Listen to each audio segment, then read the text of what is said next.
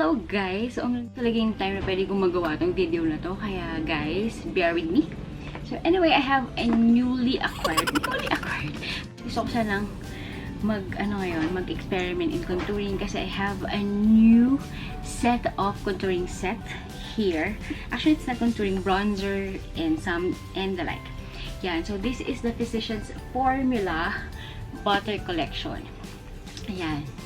So anyway, so hindi ko pa ito nabuksan, hindi ko pa ito na-try kasi I really wanted to have a very first hand yan na try on or wear test for this set yan. So let's open. So actually ganyan siya. So nabili ko to kay Break My Closet. Yan, if you wanna follow them, I just put the link below, just the description box, and they have a physical store in McKinley yun. So ang pangalan nun, Fad. So let's check. So gusto ko yung kanyang packaging. Magagamit ko to guys. So, lalagyan ng mga accessories ko. Kasi hindi na sila kasya sa isang lalagyanan.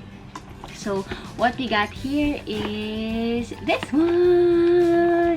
Actually, pag nagpunta ka kay Break My Closet, mayroon ng mga tester doon. So na-test out ko na to. Itong perfume na to. And sobrang bango niya. So we got here is yung kanilang sikat na butter bronzer. Yan. And then we have some blushy here. And then a hand cream.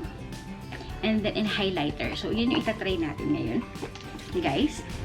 So since wala pa akong whatever sa face ko, wala pa akong blush on, wala pa akong bronzer, ito yung itatry natin kaya ko ginawa to. So bago ako mag-vlog today, I'll be going to vlog today. So mag-try tayo ng some bronzing. So next time, magta-try naman ako ng contouring 101 natin. Let's try this one. This is the butter bronzer and this is in the shade bronzer. Bronzer. Yan. Medyo warm. Ano ba to? So, ito yung shade niya, guys. Very light lang. That's why, siguro dahil sikat na sikat siya. Kasi nga, very buttery siya. Yan, guys. And sobrang ganda lang yung shade niya. Let's try this.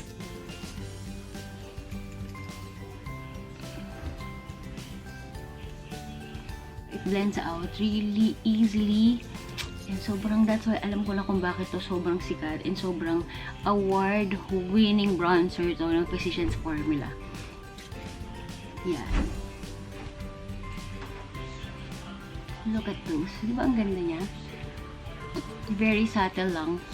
And hindi siya yung bronzer na parang sobrang na-bronze out ka na. Yan. Pero ito very subtle. Yan ang payat ko ng tignan. Diba? So, if you want to really intensify yung inyong contour, you can add a contouring powder. Then, ito yung top nyo. Yan. Yun yung effect niya. Pero maglalagay ako sa nose line ng konti. Yan.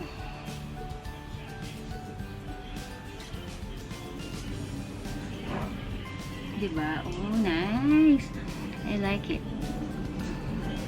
Blend out ko lang.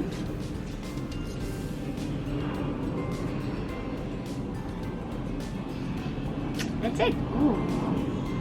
Diba pak na pak yung... I love it. Yan. So, this is the bronzer. And then, let's move on sa blush on. So, this is the butter blush. Yan siya, guys. And this is in the shade Natural Glow. This one, yan. So every packaging has a like this. Yung kanilang spongy. Ayan, trinay ko one time. Yung spongy nila, pero parang ayoko siyang gamitin kasi nga I'd rather go to a brush. Ayan, so let's put some. Kuha ako. Actually, na-test ko to and hindi siya ganun ka-pigmented. So, let's try. Very subtle lang siya. Oh. It has a highlight to it. Parang may glowing effect siya. So, ganyan lang siya, guys. Very subtle. Hindi siya makita, diba? Tingnan ko kung if you, ayan o, may highlight lang siya. So, I think dapat ito on top lang of your favorite blush. May it be powder or liquid or cream. Feeling ko, this will work sa ganon. Kasi nga wala siyang kulay. Eh, nakita ko dito parang nagsasettle lang siya dito sa aking skin. Shucks. Alam mo yung parang taga may powder na nakapatong. So, this is not nice. So, I think I'm not gonna recommend this. Yan, o. Kita nyo ba, guys? Yan, pangit, guys. So, I'll try to put some powder blushy. Gamitin ko tong Tarte ko. Yan, ano ba maganda? I'll go with the dark. Actually, mahilig ako sa dark kayo, Vicky. Ito na lang, montage. This one, this color. Pink, pink, pink. Oh, yan. Baka magkaroon ng something kapag pinatungan ko. Ayun, guys. Oh. Naku. Na-accentuate na siya. Naku. I suggest, if big yung pores nyo guys around this area, wag na wag yung bibili yung blush. Yung blushy na yun. Well, anyway, it just cost me around 2,000 pesos. Pero you have everything na in this package. Or you have everything na in this box. But, let me tell you. Ayan, oh, tingnan mo.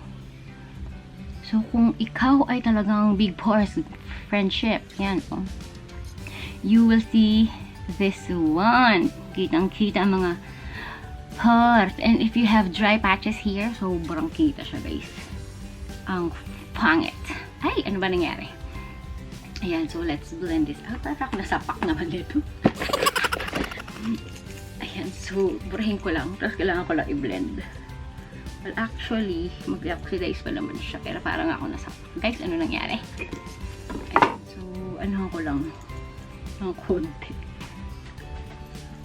Sobrang kasi pigmented ng Tarte. Yun nga. Sobrang hindi ko gusto yung blushy. Especially if you have dry patches and if you really have big pores dyan sa pisngi nyo.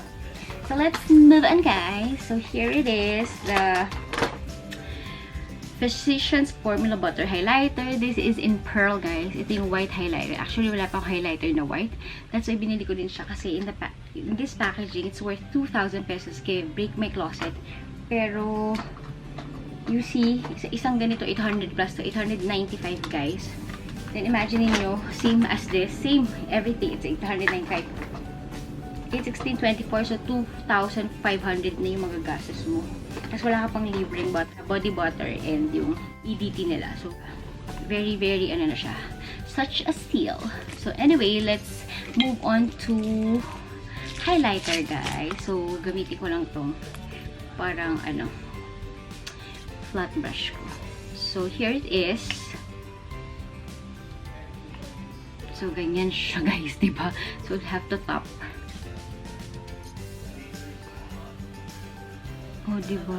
Ang ganda niya. In fairness to this highlighter, I love it. Ang ganda. Tignan ko nga ulit.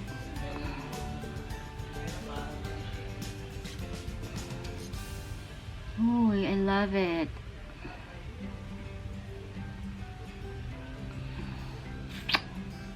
Diba? Medyo ano lang siya, chunkier lang yung kanyang mga highlights. Tingnan nyo.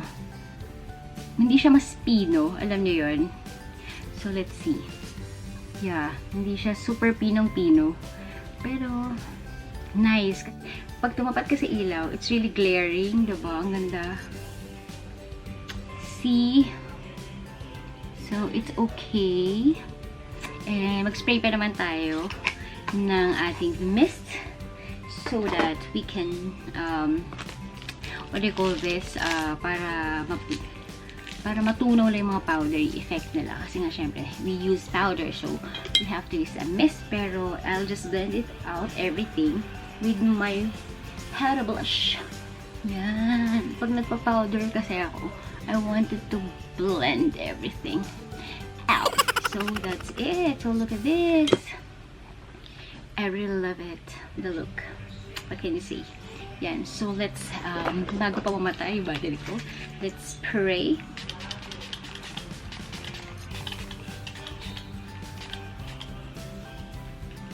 Love it. Yeah. So, that's it. So, I'll try to wear test this. Siguro, insert ko lang sa vlog kasi mag-vlog tayo today. And that's it. Here's the look, guys. One eternity later. Guys, we're back and it's already 9:56 in the evening, guys. So, it means na parang 12 hours na since nandiyan na yung mga product natin sa face. And I'm talking about nga yung ating butter collection. We'll give my final thoughts about this butter collection, guys. So, as you can see, ayun pa naman yung blush on ko. Pag nakikita ko pa naman siya. Yan. So, nangyari kasi kanina, diba? We put yung itong blush on. Kaso nga, medyo light kasi naging kulay niya. And hindi siya taga kumukulay ng bongga-bongga sa akin. And puro shimmer lang siya. As you can see, yan. Na accentuate lang niya yung mga pores. So, yun. Kung malaki-laki ang pores nyo, guys, ma-accentuate niya. So, sa akin, it's a no-buy. Yan. So, I won't repurchase. Correct? Kung magbibili ako ng singles nitong mga products na to, hindi ako magre-repurchase. Yan. So, I'm thinking siguro, since na-swatch ko lang siya, ngayon ko lang din siya nagamit, baka isama ko na lang dito sa giveaway ko soon. Yan, guys. And super bango niya. Para siyang candy. Yun lang masasabi ko dito. Sobrang bango. Yan. So, yun. And, syempre, about this naman, yung ating bronzer, which is the butter bronzer in bronzer. And, sobrang bango din niya. If this is like fresh coconut, yun yung amoy niya. I really love this, guys. Ayan pa rin siya. Kung nakikita nyo, I don't know if you can tell, pero ako kasi, given na nakikita ko dito sa mirror ko, yan. So, mayroon pa rin natira na bronzer. So, I think, ako kasi hindi ako mahilig mag-contour. So, I opted to go for a bronzer. So, I think ito yung pinaka magandang choice nyo. Wala siyang shimmer. And, ito na yung pinaka the best na ano nyo. Kasi, yung bronzer ko na iba talaga, may pagka-shimmery niya. Itong Melanie ko, guys, yan yung baked na bronzer ko. Yan. Medyo may pagka-shimmer siya. Unlike dito sa Persistence Formula, walang shimmer. Hindi rin siya super matte. Basta silky. Yun yung feel niya. This bronzer. Kaya sobrang gustong-gusto ko to. And that's why I believe now, guys, bakit award-winning tong blush na to and bakit siya favorite ni Kathleen Lights. Yan. And meron din siyang applicator like this, pero masasuggest ko, guys, wag yung gamitin yun kasi nga pangit siyang i-apply. I think you have to use brush for this para magkaroon ka ng smooth application. And yun. So, wala na ako ibang masabi dito kasi sobrang thumbs up to. Yan. And for the highlighter, yan. Ang maganda yung highlighter kasi very, siya, tawag dito, yung nagkakaroon siya ng talaga, parang shine or parang kung masabihin, highlight. Parang pag tumatama dun sa ilaw talaga, makikita mo na meron talagang glow effect. Ang ayoko lang kasi dito, guys, is medyo malaki yung mga shimmer niya. Nasanay kasi ako dito kay Essence na Pure Nude Highlighter na sobrang fine, no shimmer. And pag nilagay mo, parang, alam mo yung subtle lang siya. Hindi siya nagbubonggang highlight. Pero dito, I must say, medyo pabongga to. Versus dun kay Pure Nude Highlighter.